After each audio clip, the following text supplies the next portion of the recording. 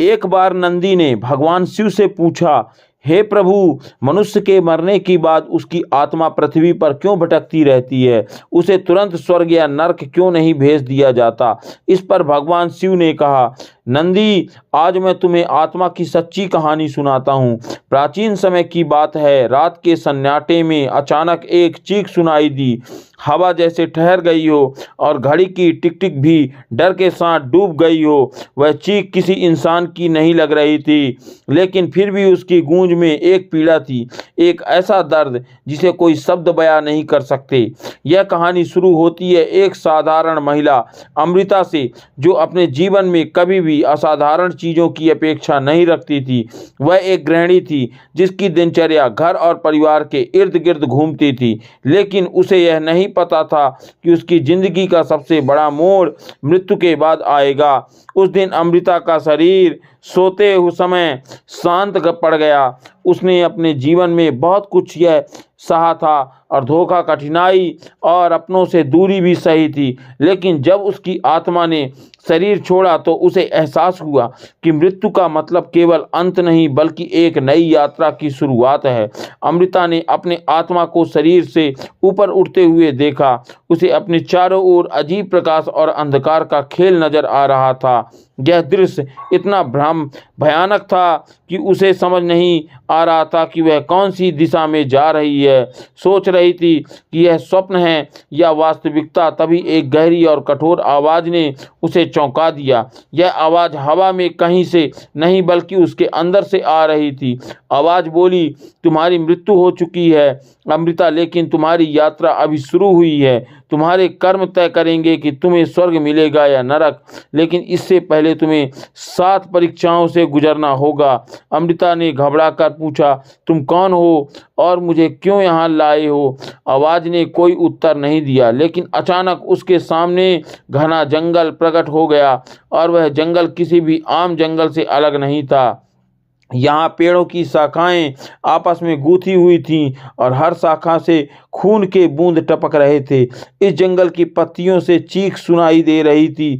अमृता डर के मारे काँप रही थी, लेकिन उसके पास कोई रास्ता नहीं था। उसे समझ आ गया था कि यह कोई साधारण घटना नहीं है। जंगल में आगे बढ़ते हुए वह एक साफ मैदान में पहुंच गई। वहां उसने सामने एक आईना रखा गया था। यह आईना साधारण नहीं था। जब उसने इसमें झांका तो उसे अपने जीवन के हर क्षण प्रतिबिंब दिखाई देने लगा। उसने देखा कि कैसे उसने अपने पति से झूठ बोला था, कैसे उसने अपने बहन के साथ अन्याय किया था और कैसे वह अपने बच्चों के भविष्य के लिए माता पिता की उपेक्षा कर चुकी थी।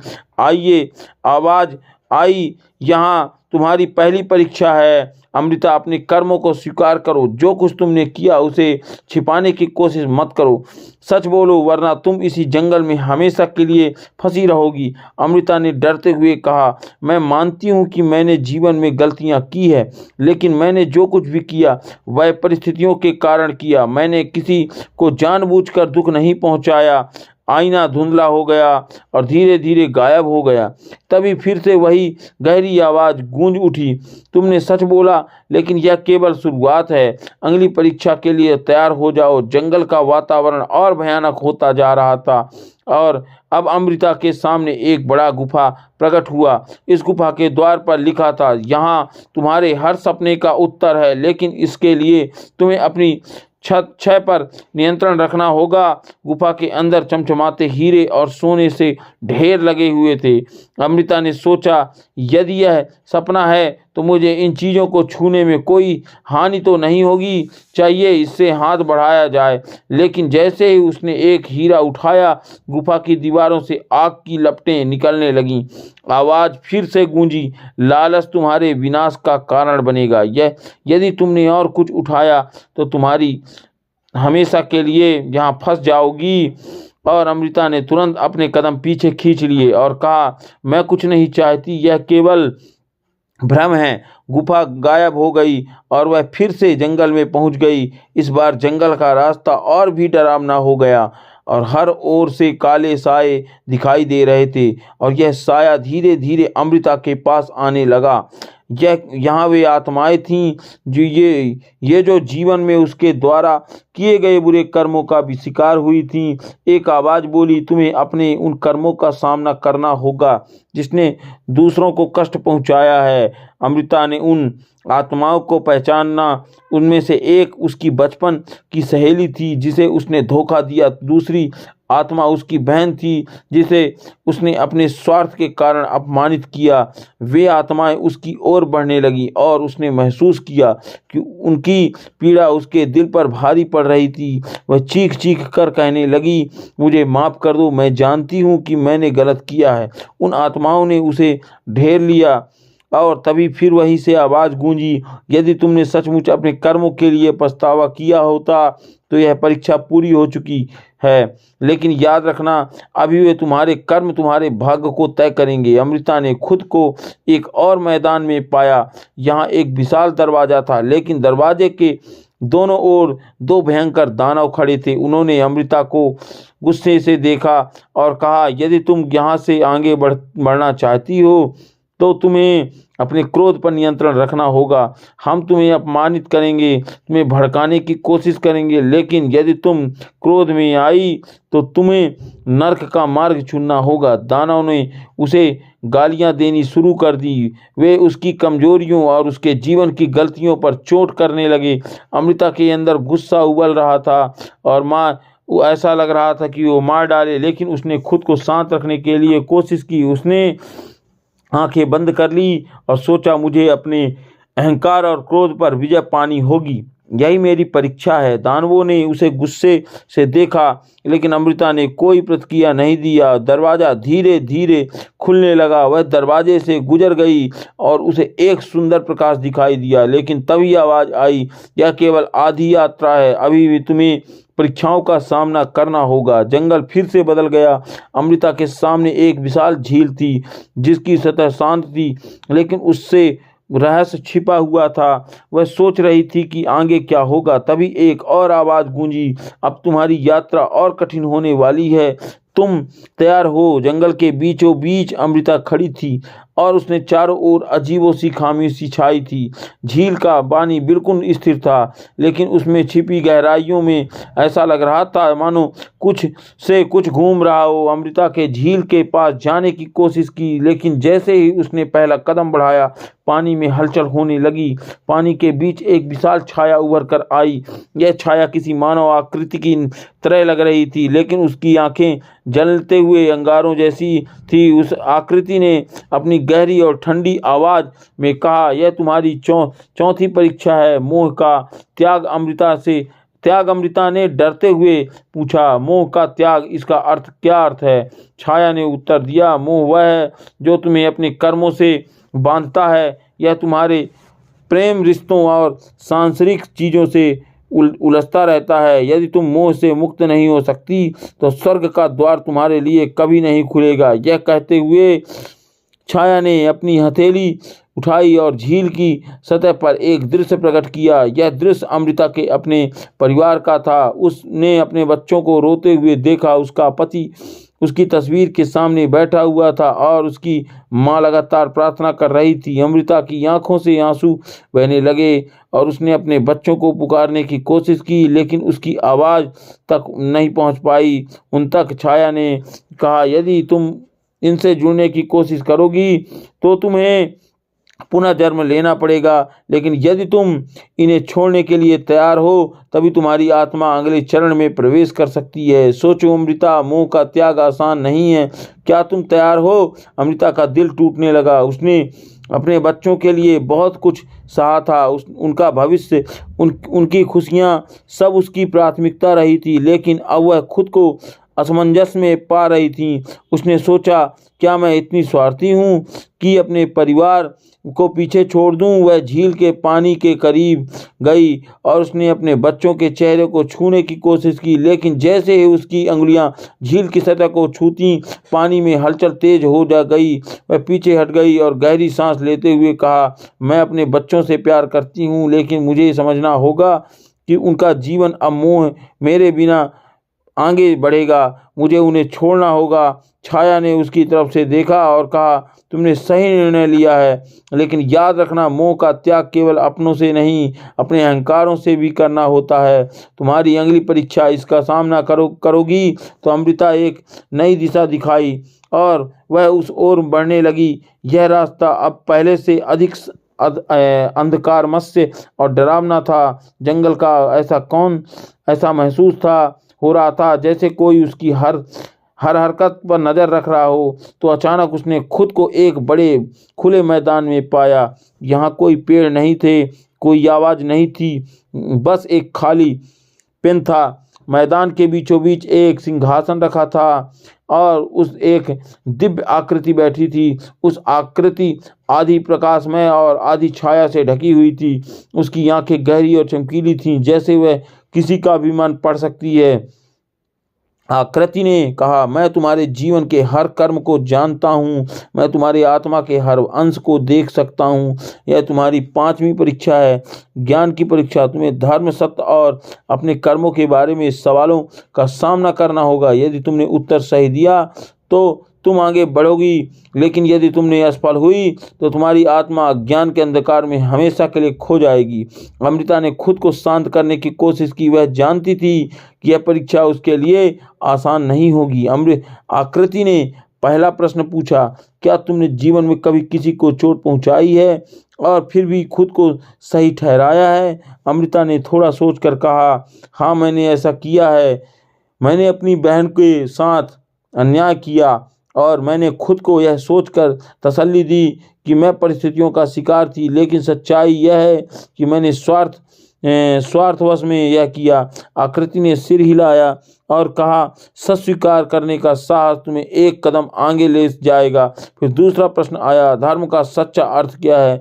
अमृता ने गहरी सांस लेते हुए कहा, धर्म का सच्चा अर्थ केवल पूजा पाठ में नहीं, बल्कि अपने कर्मों में सत्य, दया और सेवा को स्थान देने में है। धर्म वह है जो दूसरों को उसके जीवन में आगे बढ़ने में मदद करे।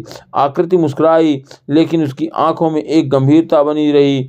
उसने अंतिम प्रश्न पूछा, यदि तुम्हें यह पता होता तो तुम्हारा अंत निकट है, तो क्या तुम अपने कर्मों में कुछ बदलोगी? अमृता ने बिना किसी झिझक के उत्तर दिया, हाँ, मैं बदलना चाहती हूँ। मैं अपने अधिक ईमानदार और अधिक दयालु बनना चाहती हूँ। लेकिन अब जब मैं यहाँ हूँ तो मुझे एहसास हो रहा है कि जीवन में समय सीमित होता है। जो करना है वह उसी समय करना चाहिए। आकृति ने अपनी आंखें बंद कर ली और एक पल के लिए वहाँ शांति छा गई। फिर उसने कहा, तुम्हारी आत्मा सत्य और ज्ञान की ओर बढ़ रही है, लेकिन अंतिम 2 परीक्षाएं सबसे कठिन होंगी। तुम्हें इसके लिए तैयार रहना होगा। अमृता ने उस मैदान को पार किया और आगे बढ़ने लगी। अब वह थकान महसूस कर रही थी। उसकी आत्मा का भार बढ़ता जा रहा था, जैसे उसने कर्म और भावनाएं उसी जकड़ की कोशिश कर रही थी, लेकिन उसने अपनी यात्रा जारी रखी। अब वह जंगल के दृश्य बदलने लगे। पेड़ पौधे धीरे धीरे खत्म हो रहे थे और उसकी जगह एक अंधकारमय रेगिस्तान ले रहा था। इस रेगिस्तान की हर रेत की कण में दर्द और पीड़ा थी। अमृता को पता था कि आगे क्या आने वाला है, लेकिन उसने खुद को तैयार किया। अमृता ने सोचा, अगर मैंने यहाँ तक की परीक्षाएं पार कर ली है तो मैं अगली भी पार कर लूँगी। और मुझे विश्वास रखना होगा। जैसे जैसे वह आगे बढ़ी, उसे महसूस हुआ कि यह विश्वास उसे और अधिक कठिनाइयों की ओर ले जा रहा है। रेगिस्तान में अमृता अकेली खड़ी थी। दूर दूर तक केवल तपती रेत थी और एक भयंकर गर्मी जो उसकी आत्मा को झुलसा रही थी। हर कदम उसके लिए कठिन होता जा रहा था। उसने महसूस किया कि यह जगह केवल उसकी बाहरी शक्ति नहीं, बल्कि उसकी आंतरिक इच्छा शक्ति को चुनौती दे रही थी। उसने सोचा, अब मैं क्या बचा है? मैंने अपने कर्म स्वीकार किए, अपने मोह का त्याग किया और अपने ज्ञान का परीक्षण दिया। फिर भी मुझे क्यों ऐसा लग रहा है कि मेरे भीतर कुछ अधूरा है? उसकी सोच का जवाब जैसे हवा में तैरती एक भारी आवाज़ ने दिया। यह आवाज़ रेगिस्तान के हर कण से आ रही थी। तुम अब उस स्थान पर हो जहाँ तुम्हारे हर से छिपे सत्य को उजागर किया जाएगा। यह तुम्हारी 6ठी परीक्षा है, क्षमा का मार्ग। अमृत ने हैरानी से पूछा, क्षमा? क्या मैं अपने पापों के लिए क्षमा नहीं मांगी? आवाज़ गूंजने हुए बोली, यह तुम्हारे लिए नहीं बल्कि उनके लिए है जिन्होंने तुम्हें कष्ट पहुंचाया है। क्या तुम उन लोगों को क्षमा कर सकती हो जिन्होंने तुम्हारे जीवन में दुख लाए? और अमृता अचानक अतीत की यादों में खो गई।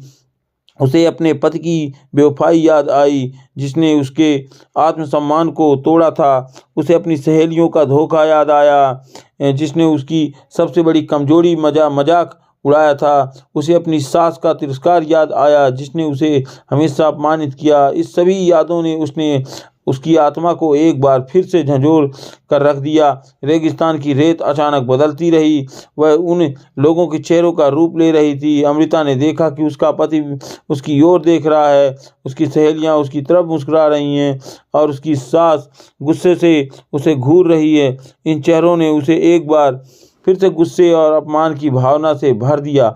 आवाज़ फिर से गूंज रही थी, क्या तुम इन सबको क्षमा कर सकती हो? याद रखो, क्षमा तुम्हारे दिल का बोझ हल्का कर सकती है, लेकिन यदि तुम उन्हें माफ़ नहीं करोगी तो तुम्हारी आत्मा कभी शांति नहीं हो पा सकेगी। अमृता के मन में दृढ़ शुरू हो गया। उसके सोचा, कैसे माफ़ करूं? क्या उन्होंने कभी मेरे दर्द को समझा? क्या उन्होंने कभी मेरे आंसुओं की कदर की? लेकिन तभी उसे एहसास हुआ कि गुस्सा और नफरत उसे भीतर से तोड़ रहे थे। वह खुद को जितना इन भावनाओं से दूर करना चाहती थी, वो उतनी ही गहराई में उसकी आत्मा को जकड़ लेती थी। उसे गहरी सांस ली और अपने आंखें बंद कर ली। उसने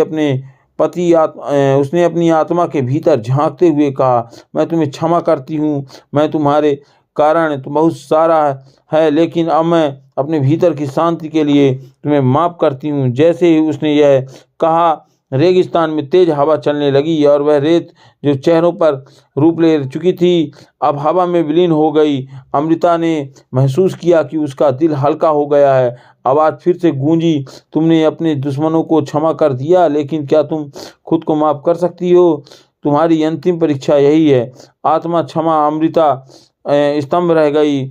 उसने खुद को कभी माफ़ करने के लिए नहीं सोचा। वह हमेशा अपने किए गए गलत कर्मों के लिए खुद को दोषी ठहरा रही थी। उसने अपने बच्चों को समय न देने पाने, अपने पति के साथ अनावश्यक झगड़ों और अपने माता पिता की उपेक्षा के लिए खुद को कटघरे में खड़ा किया। यह था रेगिस्तान में एक विशाल दर्पण प्रकट हुआ और यह दर्पण था उसके अपने पहली परीक्षा में देखा था। लेकिन इस बार उसने उसका अतीत नहीं बल्कि उसका वर्तमान और भविष्य झलक रहा था। उसने खुद को देखा, थकी हुई, बोझिल और दर्द से भरी हुई। आवाज़ ने उससे पूछा, क्या तुम खुद को माफ़ करोगी? अमृता, क्या तुम अपने ही दोषों से मुक्त हो सकोगी? अमृता ने दर्पण में झांकते हुए कहा, मैंने अपने जीवन में बहुत गलतियां की है, लेकिन मैं अब समझ गई हूँ कि मैं भी एक इंसान हूँ। मैं भी अपनी सीमाओं और कमजोरियों के साथ बनी हूँ। यदि मैं दूसरों को माफ़ कर सकती हूँ तो मुझे खुद को भी माफ़ करना होगा। जैसे ही उसने यह दर्पण टूटकर बिखर हो गया और उसकी जगह एक प्रज्वल प्रकाश ने ले ली। इस प्रकाश ने रेगिस्तान को घेर लिया और अमृता को ऐसा महसूस हुआ जैसे वह एक नई ऊंचाई पर पहुंच चुकी हो।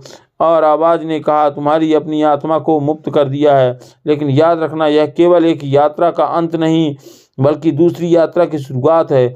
अब तुम्हें अंतिम निर्णय के लिए तैयार रहना होगा। रेगिस्तान धीरे धीरे गायब हो गया और अमृता ने खुद को एक विशाल द्वार के सामने पाया। यह द्वार सुनहरे रंग का था, लेकिन इसके ऊपर अंधकार मंडरा रहा था। द्वार के दोनों ओर स्वर्ग और नर्क के प्रतीक बने थे। अमृता ने दरवाजे की ओर बढ़ने की कोशिश की, लेकिन अचानक उसे लगा जैसे कोई अदृश्य उसे रोक रही हो। वह जानती थी कि यह अंतिम परीक्षा है, उसकी आत्मा को पूरी तरह से परखने वाली थी। आवाज़ ने कहा, अब तुम्हारे कर्मों का न्याय होगा। क्या तुम तैयार हो? अमृता ने सिर झुकाकर कहा, हाँ, मैं तैयार हूँ। अमृता एक विशाल सुनहरे द्वार के सामने खड़ी थी। द्वार के चारों ओर अद्भुत रोशनी थी और रहस्यमय अंधकार का मेल था। उसकी आत्मा हर पल हल्की और भारी दोनों महसूस कर रही थी।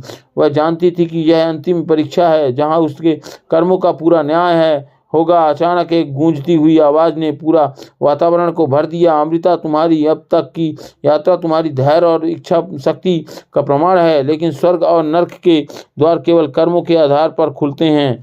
तुम्हारे जीवन के हर अच्छे कर्म और बुरे कर्म को तौला जाएगा, और द्वार के ठीक सामने जमीन के एक विशाल सुनहरी तुल्ला तराजू को प्रकट हुआ। और यह तुल्ला तराजू में साधारण नहीं थी, इसके लिए पलड़े एवं स्वर्ग की प्रतीकात्मक वस्तुएं थीं। शांति, संतोष और दिव्यता। और दूसरे पलड़े पर नज़र की चीज़ें अंधकार, पीड़ा, पश्चाताप। और अमृता की आंखों के सामने उसकी पूरी जिंदगी एक फिल्म की तरह चल रही थी। वह देख रही थी, जब उसने एक बच्चे को खाना दिया था तो तुला का स्वर्ग वाला पलड़ा थोड़ा नीचे झुक गया। फिर उसने वह देखा जब उसने गुस्से में अपनी सास का अपमान किया था। एक बार नरक वाला पलड़ा नीचे झुक गया। आवाज ने कहा, तुम्हारे हर कर्म को इसी तरह परखा जाएगा। कोई भी कर्म छोटा या बड़ा नहीं होता, हर क्रिया का फल अनिवार्य है। अमृता ने अपने जीवन में कई और पल देखे। वह दिन जब उसने बारिश में खड़ी थी, एक बूढ़ी महिला को सहारा दिया। तुला के स्वर्ग वाले पलड़े ने उसे थोड़ा और झुका दिया। लेकिन फिर वह दृश्य आया जब उसने अपनी सहेलियों के पीठ पीछे उसकी आलोचना की थी। नरक वाला पलड़ा भारी हो गया। उसने अपने जीवन के उन क्षणों को भी देखा जब उसने दूसरों की मदद करने की बजाय खुद की सुविधा को प्राथमिकता दी। लेकिन साथ ही उसने वह पल भी देखा जब उसने अपने बच्चों के लिए अपना सब कुछ कुर्बान कर दिया। हर दृश्य के सामने अमृता का दिल तेजी से धड़कने लगा। वह सोच रही थी कि क्या उसने अपने अच्छे कर्म उसके बुरे कर्म पर भारी पड़ेंगे। आवाज ने कहा, तुम्हारे कर्मों का वजन तुम्हारी आत्मा की गति तय करेगा। लेकिन याद रखो, न केवल कर्म बल्कि उसने पीछे की भावना भी मायने रखती है। स्वार्थ से कहा गया अच्छा कार्य भी सही फल नहीं देता। अब तुला के पलड़े स्थित हो गए। दोनों पलड़े लगभग समान दिख रहे थे। अमृता की सांसें तेज हो गईं और सोच रही थी कि क्या मैं अपने जीवन में इतना कुछ अच्छा नहीं किया? क्या मैंने स्वर्ग की अधिकारी बन सकूं? द्वार के पास अब एक दिव्य आकृति प्रकट हुई। यह आकृति अद्भुत थी। उसने एक हाथ में प्रकाश का दीपक और दूसरे हाथ में एक दर्पण आकृति से कहा, तुम्हारी परीक्षाएं समाप्त हो चुकी हैं, लेकिन न्याय अभी बाकी है। इस दर्पण में देखो, यह तुम्हारी आत्मा का सच्चा प्रतिबिंब है। अमृता ने दर्पण में झांका। उसने देखा कि उसका प्रतिबिंब प्रकाश और अंधकार का मिश्रण था। उसकी आत्मा एक हिस्सा स्वर्णिम चमक से भरा था, जो उसके परोपकारी कर्मों का प्रतीक था, लेकिन दूसरा हिस्सा धुंधला और गहरे रंग का था, जो उसके पापों और गलतियों का प्रतिनिधित्व करता था। आकृति ने कहा, तुम्हारी आत्मा में संतुलन है। तुम्हारे अच्छे और बुरे दोनों कर्म किए गए हैं, लेकिन तुम्हारी सबसे बड़ी उपलब्धि यह है कि तुमने अपने पापों को स्वीकार किया और खुद को माफ किया। यह तुम्हारी आत्मा को हल्का करता है। और तभी तुला चमकने लगी और उसका स्वर्ग वाला पलड़ा थोड़ा झुक गया। द्वार धीरे धीरे खुलने लगा। अमृता ने देखा कि द्वार के पीछे एक अद्भुत प्रकाश में संसार था। यह जगत किसी स्वर्ग से कम नहीं था। चारों ओर शांति, सुकून और दिव्यता का अनुभव हो रहा था। लेकिन तभी दूसरी ओर एक और दरवाजा खुला। दरवाजा अंधकारमय था, जहां दर्द और पश्चाताप की चीखें सुनाई दे रही थीं। अमृता ने पीछे मुड़कर देखा और समझ गई कि यह नरक का द्वार है। आवाज ने कहा, तुम्हारे पास एक विकल्प है। तुम स्वर्ग में से प्रवेश कर सकती हो, लेकिन यदि तुम चाहो तो नरक में जाकर उन आत्माओं को मुक्त कर सकती हो जो तुम्हारे कर्मों से पीड़ित हुई थी। यह सुनकर अमृता असमंजस में पड़ गई। उसने सोचा, क्या मैं अपने लिए शांति, सुकून, क्या उन आत्माओं को मदद करूं जो मेरे कारण कष्ट में हैं? उसकी गहरी सांस थी और कहा, मैं नरक में जाऊंगी। यदि मेरे कारण में किसी को कष्ट हुआ है तो मुझे उनकी पीड़ा का अंत करना चाहिए। आवाज ने कहा, यह निर्णय ही तुम्हारी सबसे बड़ी परीक्षा थी। तुम्हारा स्वार्थ छोड़कर दूसरों के लिए त्याग करने का साहस तुम्हें स्वर्ग का अधिकारी बनाती है। जाओ, अपनी आत्मा को शांति दो। अमृता ने स्वर्ग के द्वार में प्रवेश की। वहां उसे ऐसा महसूस हुआ जैसे उसकी आत्मा का हर दर्द मिट गया हो। उसे दिव्यता का अनुभव हुआ। उसने पीछे मुड़कर देखा और नर्क का द्वार बंद हो गया चुका था। आखिरी बार आवाज़ गूंजी और तुमने यह साबित कर दिया कि आत्मा की शुद्धि केवल कर्मों से नहीं बल्कि उसके पीछे की भावना और साहस से होती है। तुम्हारा सफ़र अब समाप्त हुआ। यह स्वर्ग तुम्हारी आत्मा का नया घर है। अमृता की आंखों से आंसू बहने लगे, लेकिन यह आंसू संतोष और शांति के थे। उसने अपनी यात्रा पूरी कर ली थी।